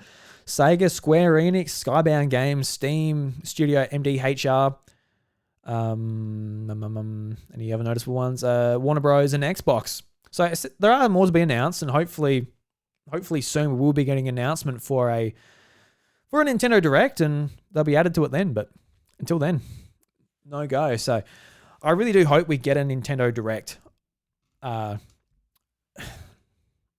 And I don't feel like we need one, like, to be honest. Like, we've got 2 big games coming out this month with Strikers and Fire Emblem Warriors. Then we've got Splatoon, we've got Xenoblade Chronicles. We've got a bit coming out, but there's not that big holiday title I'm sure we're all keen for. And if that is going to be happening, if there is a bigger holiday title, whether it's a Mario title or something else entirely, it probably does need to be announced now. Like, I think the shortest amount of time that we get a lead up to a game would be 3 months. That's the type of game like Paper Mario, Origami King. It just got announced on Twitter. Got like a 3-month sort of lead up to it. That's great. But for a bigger game, you need a little bit more than that. At least 4 months, I would say. So June is the time to do it. But who knows? Nintendo just does what they want to do. But I want to put a bit more emphasis on, I guess, Summer Games Fest, and I guess just for myself, because E3 is always such a exciting time of year. And come June, like I'm just like bubbling with excitement. Like two weeks, E3 is going to be here. We're going to see what's coming from PlayStation and Xbox and Nintendo. And I feel like with PlayStation's State of Play, I think it was actually really good. It was only half an hour and there was no first party announcements, but it was really good. There's a lot of games I was looking forward to it. I'm sure Xbox's is going to be great. It's going to be pretty similar and akin to what we expect from an E3 presentation from them. And if we do get a Nintendo one, I think that's going to be very, very cool. I think that's going to be similar to similar situation to E3. So I can't wait. I actually can't wait. So hopefully we do get that and we can get our excitement back, because the last couple of years it's been pretty drab and boring. Like, not having the hype. I know it's marketing and stuff, but it's all part of it. It's all part of being a gamer and being an enthusiast of video games. So I hope we get some of that. And we know like a lot of companies are participating. Ubisoft announced that they would not be holding an event, E3-like event in June. So they'll be doing it whenever they're ready. I'm not too fussed about Ubisoft, guys. I got to admit, and I actually haven't brought it up on the podcast, but when it comes to the new Mario plus Rabbids game, I think I will be giving it a miss, to be honest. And that's purely just because I don't want to support Ubisoft in sort of what they've been doing lately. Just like even their sort of positioning on their staff, how they handle their games, NFTs, etc., etc. There's a few reasons, and a lot of the reason is just because they're making games I'm really not interested in. Like Rayman Legends is one of my all-time favorite games, and a lot of their UbiArts sort of titles where they really sort of had awesome-looking games and did things that were a bit more different, I guess sort of indie-inspired, if you will. And they're just sort of not doing that anymore. They're just doing the same old thing, which is not up my alley, and that's fair enough. So it's pretty actually easy for me to avoid Ubisoft games. There was Riders Republic, which I was really interested in jumping into, but for the same reason, I'm like, look, I'm not going to buy it. So as far as Mario plus Rabbids come out, Sparks of Hope, I think I'm going to give it a miss. And if I do pick it up, it will be cheaper, it will be secondhand, it will be something like that. So I just want to put that out there for anyone who wants coverage on that game if that game does end up coming out this year.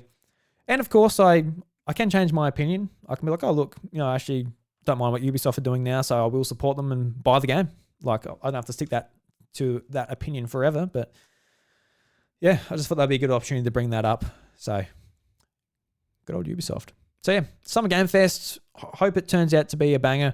I do not want it to be dragged on for bloody ages like it was the last year. All right, moving on. We got new footage from a cancelled Kirby game that was originally meant to be on GameCube. And on the, I guess the GameCube, we got Kirby's Air Ride and stuff like that, which was, I guess, kind of like a spin-off Kirby game in some ways. But we got footage of, I guess, a new Kirby adventure game on the Nintendo GameCube. And looking at it, if it came out, it would have just been a typical Kirby game. It was 3D, 2D, so you're progressing through the level and, doing your usual Kirby thing. Very similar to what probably Kirby Star Allies looks like on Switch. But it's just cool to see some of this video game history bubble up and, see games that never saw the light of day. And in some ways, it is kind of cool because it looks like what you would expect Kirby to look like on the GameCube if like a mainline title did come out. So if you want to go and check it out, there is a link to a Nintendo Life article where you can go and check the video out. Looks pretty cool, but I thought I'd just bring that up in case anyone's interested. And last but not least, we've got Flipnote Studio Archives, and this is launching. So this is an article from Nintendo Life, and the article reads, when the Nintendo DSi launched, it helped shake up Nintendo's approach to selling games on its portable hardware, following the lead set up by the Wii and introduction of a download store. A highly popular arrival of Flipnote Studio, a free download that allowed talented users to create basic but entertaining animations and drawings.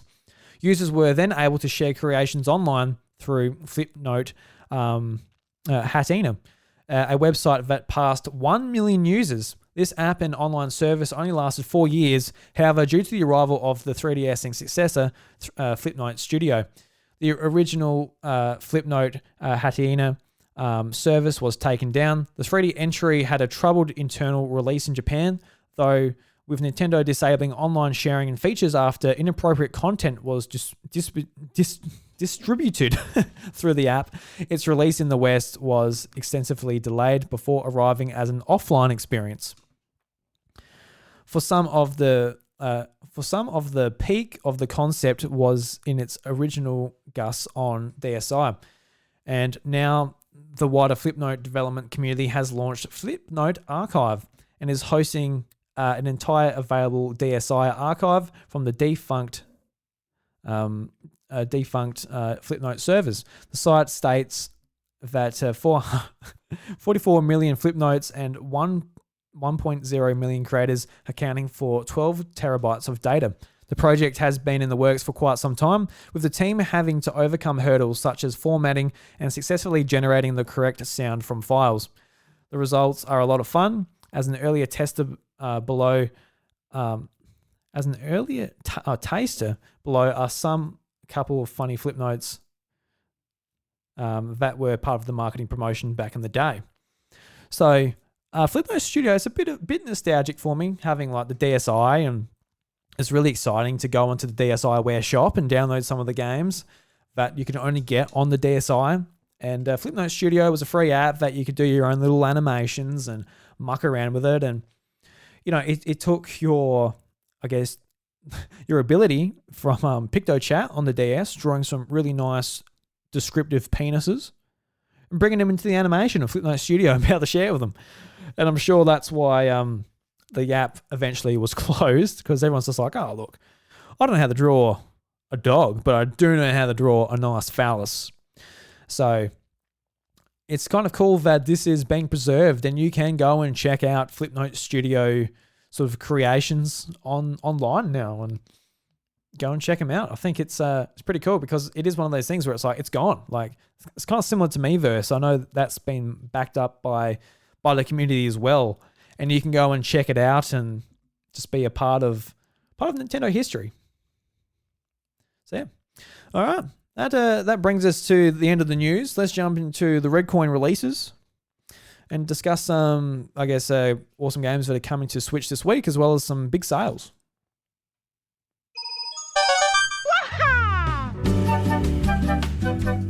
Alrighty. So the first game we've got here is Card Shark. You can get it for 15% off for $25.50. And the game is: enter a world where you'll need to play your opponents better than you play your cards. Oh. Card Shark is an adventure game full of cunning, intrigue, and delectable intellect. Our adversaries tonight, I can't even speak after talking this long.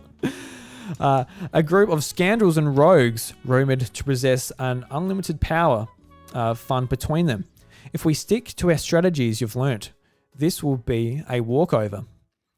Learn and master new tricks. Cheat your way to the top of the 18th century French society.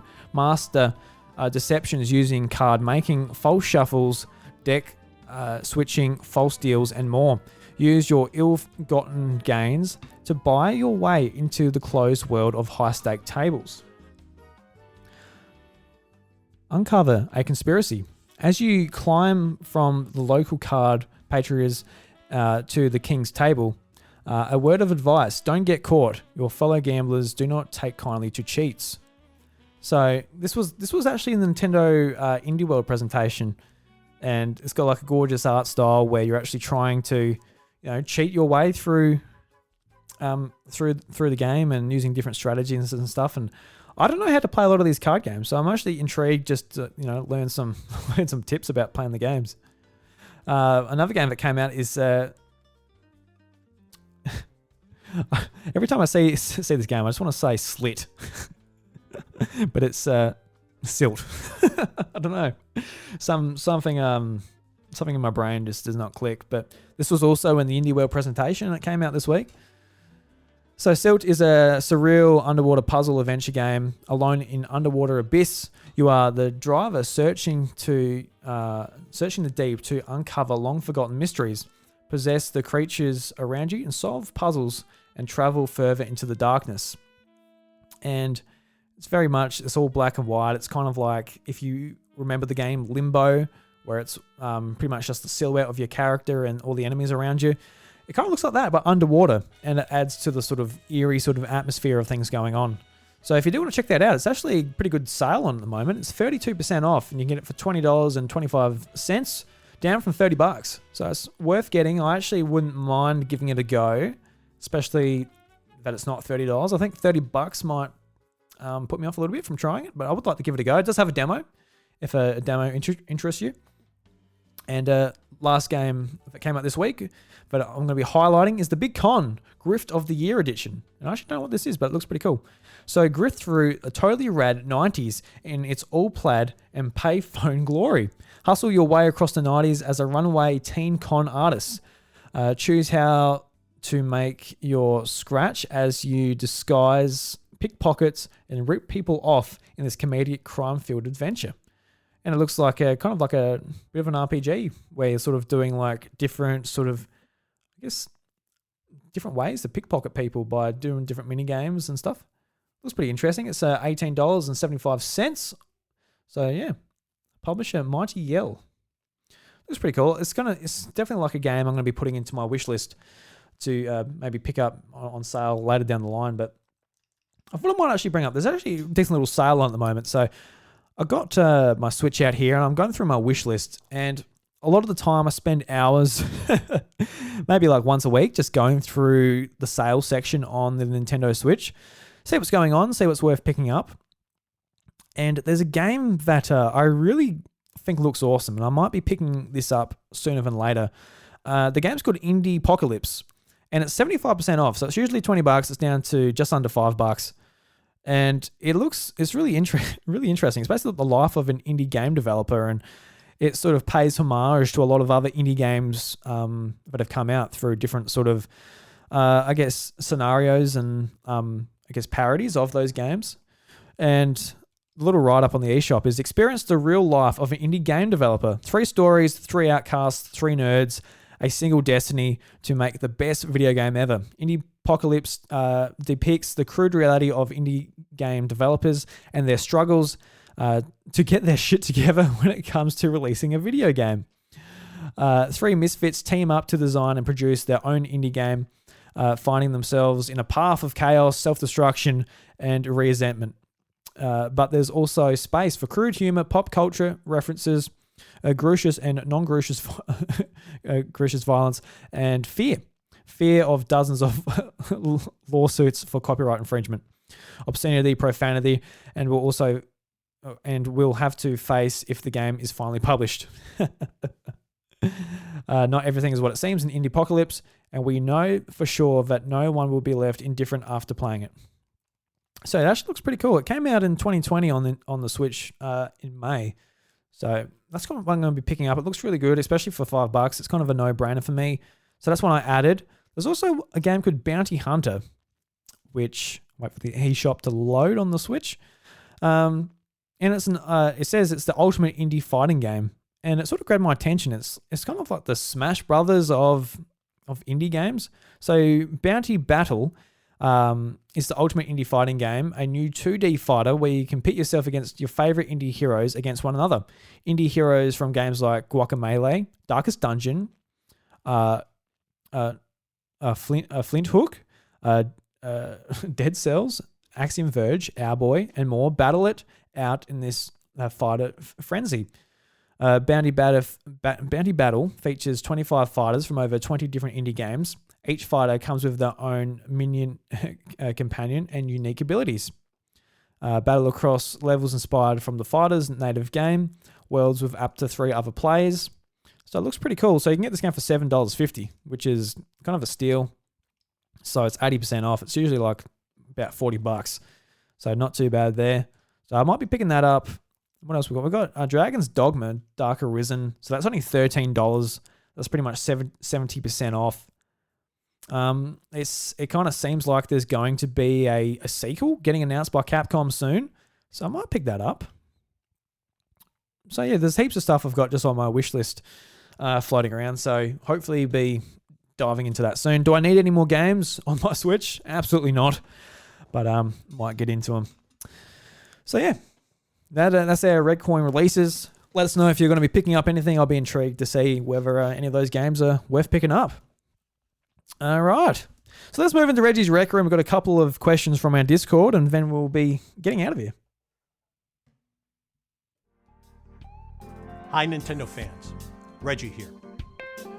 Thank you for your never-ending support, for giving me a mushroom kingdom full of incredible memories that I will never forget. Ever. Alrighty, thank you very much for that, Reggie. It's nice to be joining you here in Reggie's Rec Room. And the first question, it comes from Egmod in our in our Discord community. And he asks, has being a dad changed your gaming habits significantly? And it definitely hasn't changed my gaming habits. I feel like it was sort of, gaming for me was always something that was hard to sort of get time to do. Like initially anyway, just with work and relationships and all of that going on. And that's something that the Switch has definitely helped me with. Just handheld gaming in general, I've always jived with it a lot more because I can pick it up and quickly jump into a game and put it down when I need to, and utilize time that I might be out of the house and take the portable with me. So that's always been why I really like portable gaming, and it just feels cozy as well, just sitting in a chair and having a portable system just to immerse yourself in. It's always been something I've really liked about gaming, but that's why I really like the Switch. And yes, it's hard to like sort of sit yourself in front of the PlayStation or now come into this room and play a PC game or something. But I guess my gaming has pretty much been the same on Switch, but it has been harder to sort of get into the groove and get up into like some console gaming or some PC gaming. It's a little bit harder to really jive out the time and just get it in that way. But I think as far as I guess my habits in general, it is a lot harder now that I am a dad. Obviously I need to spend a lot more time with my son and all that, which I really do enjoy. And especially when I get home from work and Chantel's been with him all day, I think it's it's important that she doesn't go insane. So I try to do as much as I can while I'm here, while also trying to balance myself and not being insane as well. But it's definitely harder as far as like doing something like the podcast, for example, where with just Chantel, she put on Netflix and she's fine. She's entertained for half a day just watching that. But with the kid, I feel guilty just, coming into this room and doing a podcast where, it's all put onto her shoulders if he's up. So that's where I find it harder. It's definitely affected my habits as far as podcasting goes. But the Switch, it's not too bad. I can bring out the Switch, and what I typically do is I actually play the Switch OLED just with a Pro controller. I just put it up on like the arm of the couch, and I got to say, guys, like, I haven't talked about the Switch OLED just by itself in a long time, but after using it over the last few months since it came out, like, the kickstand makes all the difference for me, man. Like, it's just, you're able to stand it up just wherever you want, and the screen looks so much better. It's just it's kind of a lifesaver as far as that goes. And with the Joy-Cons too, you can put the Switch down and you're just holding on to the Joy-Con. So I'm holding on. What really sort of soothes Lucas when he's upset is sitting on my lap and I'm bouncing on a gym ball, and I'm holding him, but the Joy-Cons, obviously, they're separate, so I can hold them in each arm while Lucas sits on my lap. And I can play a game like that. And if he's like, no, I'm not happy, you've got to change something here, Dad, I can easily go to the home menu, drop the Joy-Cons and attend to Lucas. So the Switch makes it really easy to do that. On stuff like online gaming and that, I want to get into like Halo and stuff on PC. That's where it's going to be troubling because I can't actually pause that. So that's going to be a lot more dedicated time. And I've got my PlayStation VR set up as well, and completely immersing yourself in a game without vision or hearing probably won't have too much time to do that either. So yeah, you're definitely less free, but I think it just comes down to planning. And that's something I need to get better at just for the podcasts, whether it's the House of Mario, Drew Story, Kraken Furfies. Just need to be better at planning, and also bring gaming into that as well. Be like, tonight from 7 o'clock when he's asleep, I'm going to do 2 hours of Atelier Sophie. I'm going to make sure I get through the game within 2 weeks, 2 hours a night type of thing, and really sort of plan it out like that. So I think that's where I need to go. But yeah, it hasn't changed things too much, but going forward, when he gets more active and screaming in my ear and trying to eat my Switch when I've got it standing on the couch, that's when it's going to be a bit harder. But thank you very much for your question, Zach. I really do appreciate it. Just a big shout out to Zach. Go and check out his podcast, Blonde Cartridges, on all podcast services. Him and Tam do a fantastic job over there. And boys, haven't seen a few episodes. You haven't had an episode since March. So I'm keeping an eye on you. I know what's going on. Release an episode. Come on. What's going on? Last and next question is from Wacko Jacko. Love Wacko Jacko. He's got his own podcast as well. Splash Down Under podcast, a Splatoon podcast. He's very, very knowledgeable about Splatoon, and he's doing like a big lead up to Splatoon 3. So if you're into Splatoon, go and check out his podcast on all podcast services. But he asked a question, do you think Nintendo have hit a stale point, or am I just a bit impatient because all the big games aren't coming out until later this year?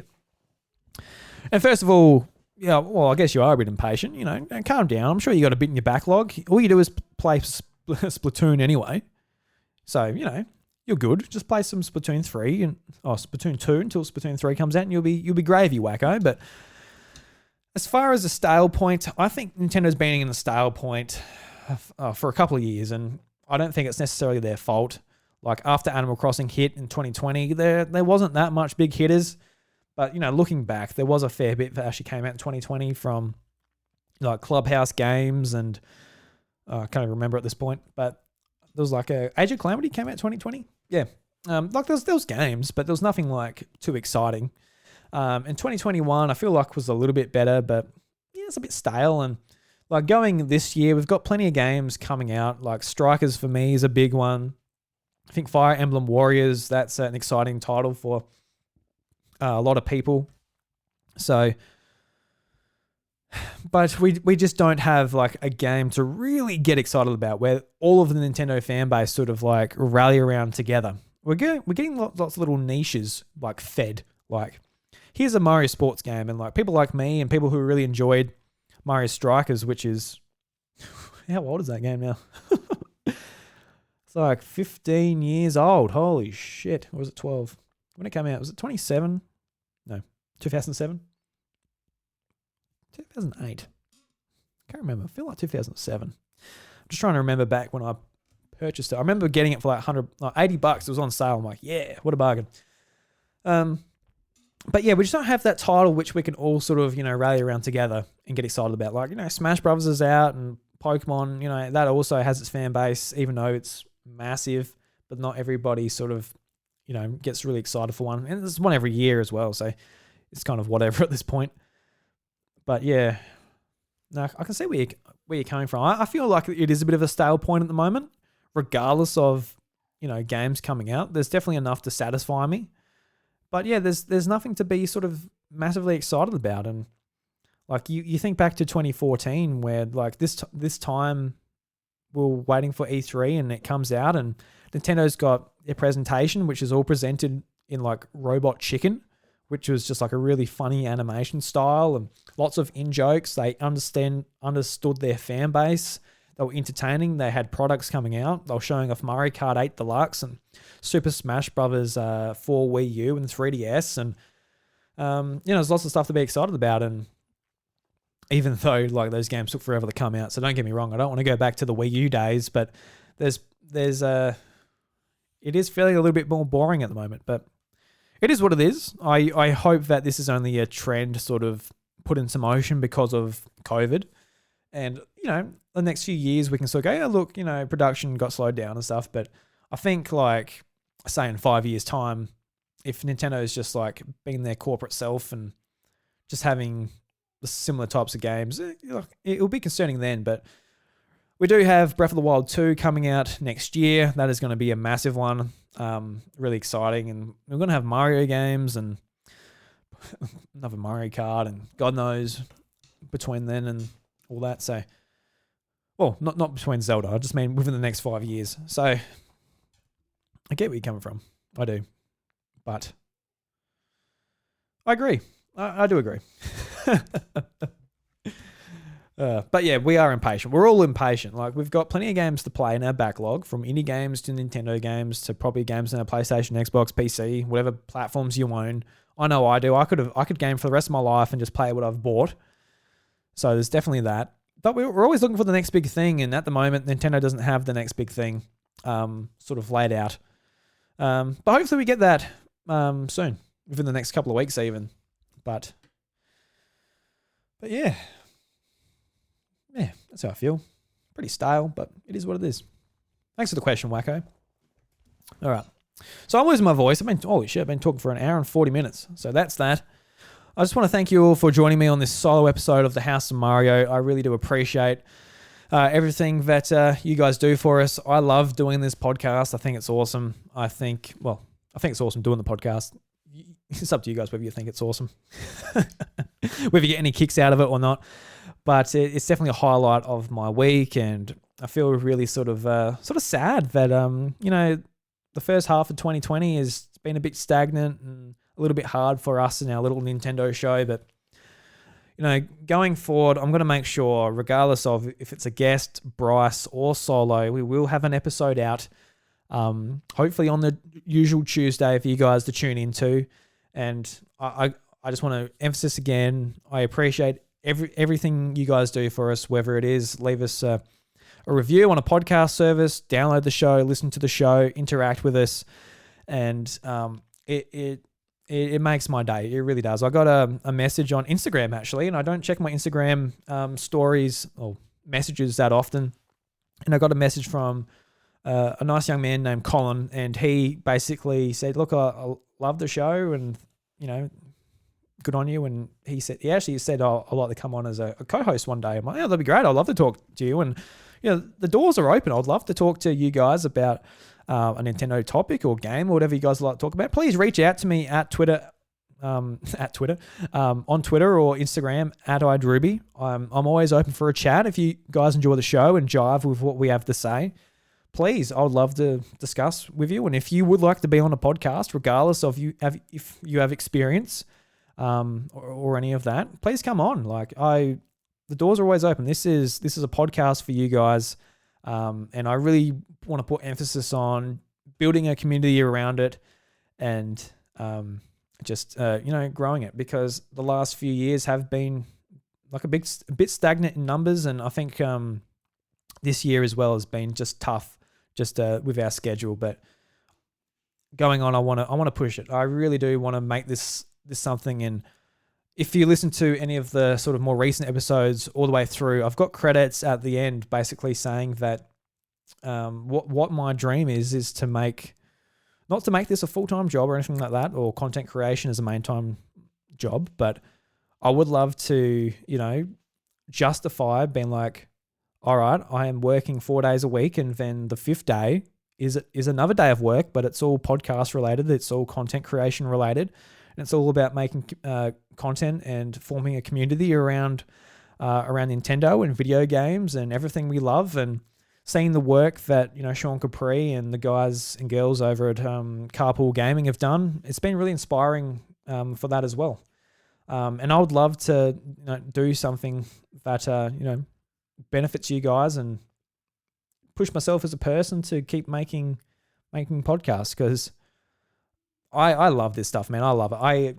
I fell in love with podcasting sort of after starting it because of my passion for Nintendo, but now I've got a passion just for podcasting, just for sharing thoughts and listening to other people's thoughts on their shows. And I think it's just an amazing medium, and I'm sure if you got this far in just like a solo episode with me, you probably agree. So just a big thank you to you guys. So definitely join our Discord community. I'd love to hear from you. If you don't want to join Discord or whatever, I'm on social media. Send me a message. Tell me how you're going, what you think of the show, any, feedback or critical thinking you would like to put in there. I'm always open to change and all that as well, if there's something you don't like. But of course, if I think you're wrong, I just won't do anything about it. And check out the other feed as well, Encore at the House of Mario. Put that in your podcast player, where we sort of do solo episodes, guest episodes, video game reviews, and a lot of other stuff we're going to be experimental with over there. And to know you got this far, we're going to introduce the hashtags back. And because of the Mario Strikers sort of ordeal, I'm going to be putting up that post on Twitter with that clip of basically calling out the other Nintendo podcasters, saying we're going to beat their clubs in Mario Strikers. I'm going to put that up with the hashtag THOM Slappers Club. So THOM Slappers Club. So let me know that you got to the end of this episode by letting me know what you thought about the discussions, any of the topics I talked about, with the hashtag THOM Slappers Club on Twitter. So, guys, that brings us to the end. So, thank you very much for listening. This is a house, but you guys make it at home. You really do. And until then, the doors to this episode are closed. I'll catch you later. The House of Mario, a Nintendo podcast, is lovingly crafted and recorded in the southeast of South Australia. The show is produced and hosted by me, Drew Agnew, and my co-host is Bryce DeWitt. If you enjoy my work here and on my other podcasts, Encore at the House of Mario, A Drew Story, and Crackin' Furfies, help spread the word by sharing us with a mate or leaving a 5-star review on Apple Podcasts and Spotify. If you would like to show further support and help me achieve my goal of freeing up one working day a week to spend more time refining and creating podcasts, please consider checking out patreon.com/iDrewby, where for only $1 you get access to my secret recordings, where I share everything behind the scenes. A big thank you to the legend Deejaayy for supporting the content at the podcast producer level on Patreon. From the bottom of my heart, thank you.